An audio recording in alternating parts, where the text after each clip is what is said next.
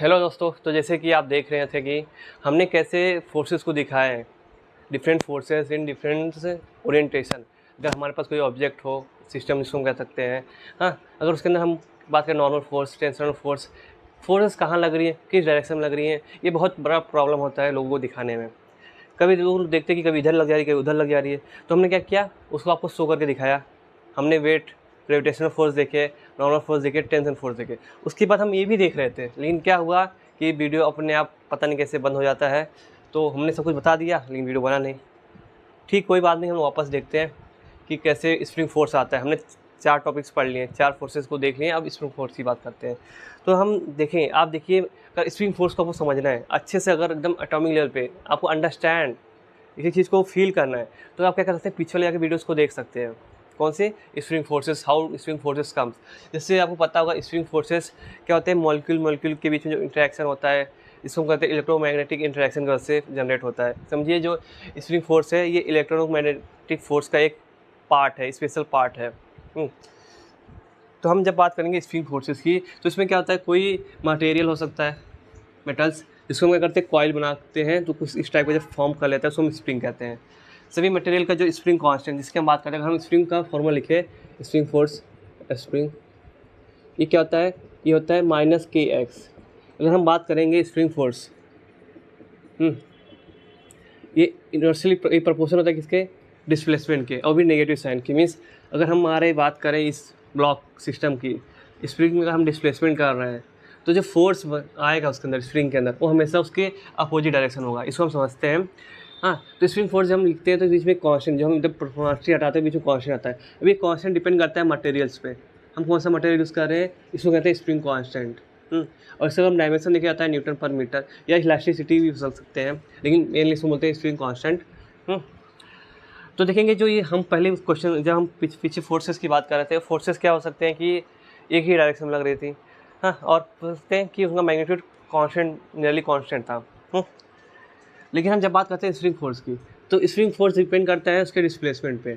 Means इसका displacement पे depend करता है मैग्नीट्यूड, एंड इसके डायरेक्शन भी किस पे डिपेंड करता है, डिस्प्लेसमेंट की तरह है। मीन्स ये जो हमारा फोर्स है, स्प्रिंग फोर्स, ये क्या हो सकता है, ये वेरी करता है किसी डायरेक्शन के हिसाब से भी, और मैग्नीट्यूड के हिसाब से भी वेरी करता है।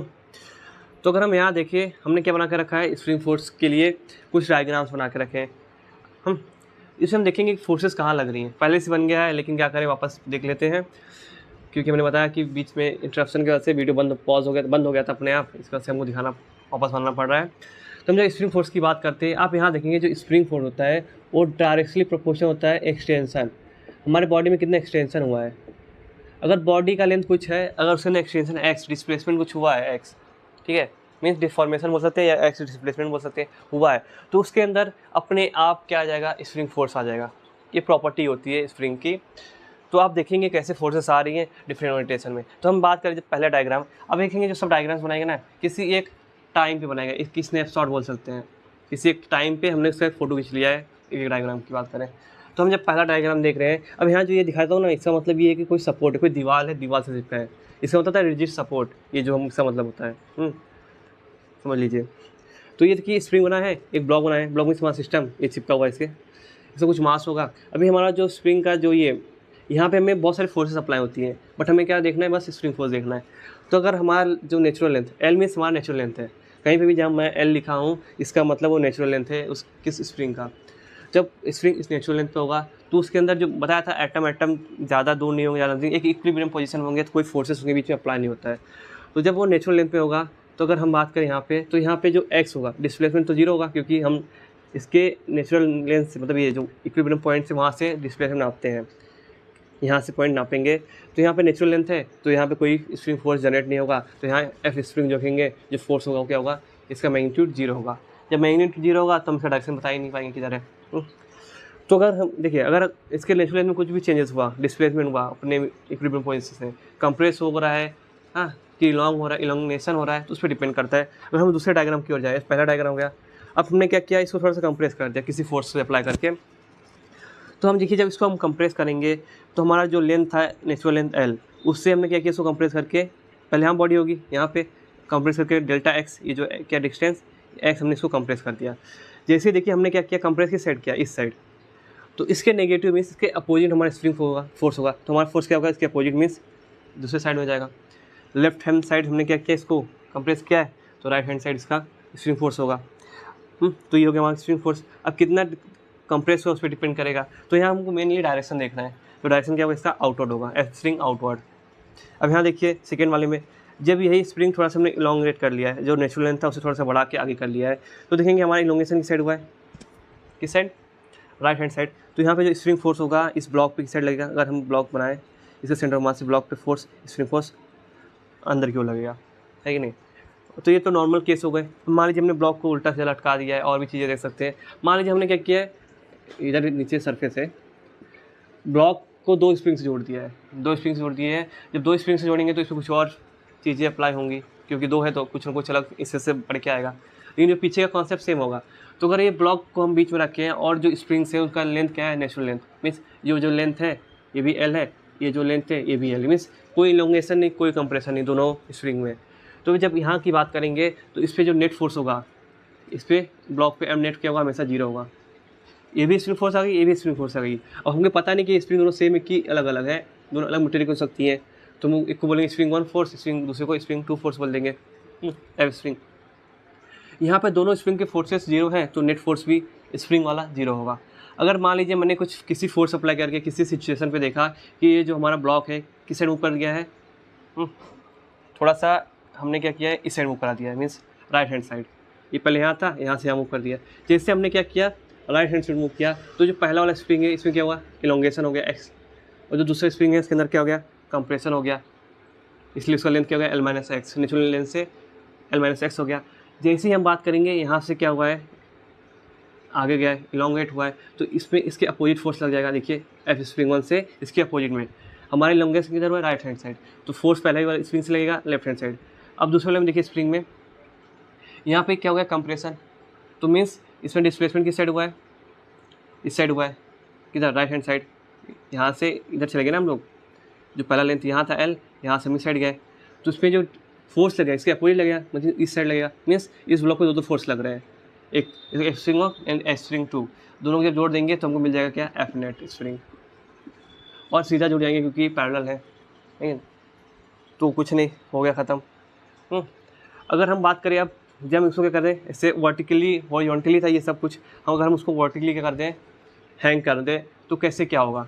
अब ये देखिए जो हम बात करें क्वेश्चन में, हम यहाँ पे स्प्रिंग का जो मास है इसको मान चल रही है मासलेस है, क्या है, मासलेस। मासलेस किसके कंपेयर में, बॉडी के कंपेयर में। कभी भी हम जब बात करते हैं कोई चीज़ छोटा है या बड़ा, हमेशा कंपेरिजन की बात करते हैं। जैसे मैं बोल दिया 100 रुपया, 100 छोटा है, तो 100 1 लाख के रिस्पेक्ट में छोटा हो सकता है, लेकिन 100 1 के रिस्पेक्ट में बड़ा भी हो सकता है। तो हम किसके रिस्पेक्ट में, किससे रिलेटिव बात कर रहे हैं, जैसे हम फ्रेम ऑफ रेफरेंस की बात करते हैं, वैसे यहाँ पे भी किसके रिस्पेक्ट में बात करें वो बहुत मायने रखता है। तो यहाँ पे जो स्प्रिंग की मास की बात करते हैं, मासलेस है, मीन्स ये ब्लॉक की मास कुछ ज़्यादा ही होगा, उसके कंपेयर में स्प्रिंग का मास बहुत कम है, नेग्लिजिबल। तो यहाँ पे भी वैसी में है, हाँ, सब सिस्टम वही है। तो यहाँ देखिए हमने क्या किया, यहाँ पे स्प्रिंग दिखाया है, अपने नेचुरल लेंथ में कुछ ब्लॉक ने डाला है, तो यहाँ पे स्प्रिंग में कोई फोर्स नहीं होगा, मासलेस मांगे चल रहे हैं, तो यहाँ पे कोई फोर्सेस नहीं होगा, तो यहाँ पे एफ नेट स्प्रिंग 0 होगा, क्योंकि यहाँ पे कोई डिस्प्लेसमेंट नहीं, कोई रिलैक्स, कोई कंप्रेशन नहीं, तो एक एल लेंथ पे इस पर क्या स्प्रिंग फोर्स 0 होंगे। अगर मान लीजिए ब्लॉक भी होता है लेकिन अगर उसका लेंथ एल ही होता तो भी इस पर स्प्रिंग फोर्स 0 होता। हाँ, अगर अब मान लेते क्या करें हमने क्या किया, इस पर ब्लॉक अटैच कर दिया। जैसे ही आप ब्लॉक अटैच करेंगे किसी भी स्प्रिंग के अंदर, स्प्रिंग अपने आप थोड़ा तन जाती है। तन क्यों जाती है, क्योंकि जो ब्लॉक होता है उस पर होता है एफ जी, ग्रेविटेशनल फोर्स, आप इसको कुछ लोग वेट भी कह देते हैं। उसकी वजह से क्या होता है कि स्प्रिंग में स्प्रिंग तन जाती है, और स्प्रिंग तनने के बाद क्या होता है कि एक पॉइंट पे आके रुक जाती है, जिसको हम कहते हैं इक्विलिब्रियम पॉइंट।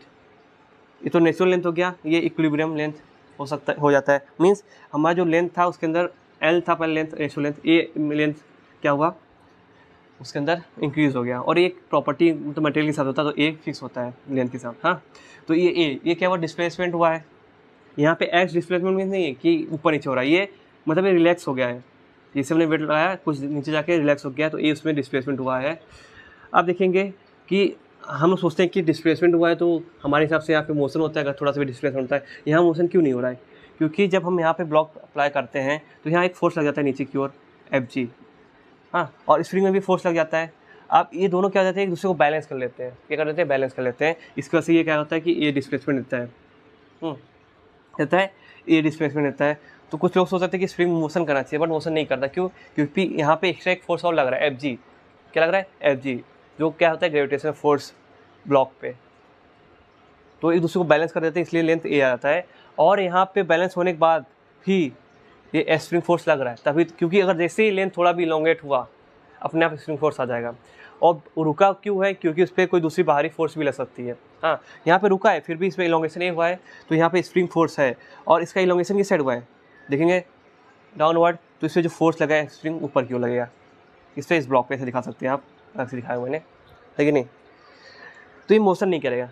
लेकिन जैसे ये इलोंगेशन कर लिया, इलोंगेशन के बाद अगर हम फर्दर डिस्प्लेसमेंट करें, जैसे हम फर्दर डिस्प्लेसमेंट करेंगे तो क्या होगा, एफ स्प्रिंग की वैल्यू बढ़ जाएगी। क्योंकि लेंथ ए जब इंक्रीज हुआ था तब वो स्प्रिंग क्या कर रहा था, वेट को बैलेंस कर रहा था, एफ जी को बैलेंस कर रहा था। लेकिन जैसे और इलोंगेट करेंगे तो एफ स्प्रिंग की वैल्यू बढ़ जाएगी। जैसे स्प्रिंग की वैल्यू बढ़ेगी तो ये अब क्या करेगा, सेम फार्मूला हो जाएगा, मोशन करना स्टार्ट कर देगा। जैसे हमने इसको और एक्स इंक्रीज कर दिया तो ये एफ स्प्रिंग की वैल्यू आ जाएगी, ग्रेविटेशनल फोर्स से, मतलब एफ जी से ज़्यादा आ जाएगा। जब ये एफ जी से ज़्यादा आएगा तो ये मोशन करवाएगा। लेकिन हम उससे मतलब नहीं है, हमें देखना है कि यहाँ पे क्या हुआ है, ए का इलोंगेशन और एक और एक्स इलोंगेशन हो गया, तो यहाँ पे एफ स्प्रिंग फोर्स और बढ़ जाएगा। तो एफ स्प्रिंग फोर्स क्या लगेगा, अपवर्ड लगेगा, है कि नहीं? समझ गया आप? अब इतना हो गया। अब मान लीजिए कुछ एक सा सिचुएशन आया जहाँ पे हमारा स्प्रिंग का जो लेंथ था, नेचुरल लेंथ था, वहाँ पे हमारा जो ब्लॉक है ऊपर यहाँ पे आ गया, थोड़ा सा ऊपर जो नेचुरल लेंथ था, और जो क्या था हमारा इक्विलिब्रियम पॉइंट, जो लेंथ आया था ए, थोड़ा सा उसके अंदर क्या हो गया कि हमारा ब्लॉक उसके ऊपर आ गया, जिसको हम लिखते हैं ए माइनस एक्स से। तो लोगों को लगेगा क्या होना चाहिए कि हमारा ब्लॉक मूव करना चाहिए, किधर, अपवर्ड डायरेक्शन में, है कि नहीं? लेकिन देखेंगे यहाँ पे ये क्या हो रहा है, यहाँ पे बताया जैसे मैंने ग्रेविटी फोर्स लग रही है, जैसे ये ऊपर की ओर जाएगा एफ ए माइनस एक्स, क्या एफ ए माइनस एक्स, तो देखेंगे यहाँ पे जो फोर्स की वैल्यू हो जाएगी ये के इंटू ए माइनस एक्स जाएगी, जो ग्रेविटेशनल फोर्स से कम हो जाएगी। जैसे ग्रेविटेशनल फोर्स से कम हो जाएगी तो ये ब्लॉक नीचे की ओर मूव करेगा। क्या करेगा, नीचे की ओर मूव करेगा, क्योंकि ग्रेविटेशनल फोर्स भारी पड़ जाएगा। और यहाँ पे भी क्या होगा, फोर्स अप्लाई होगा।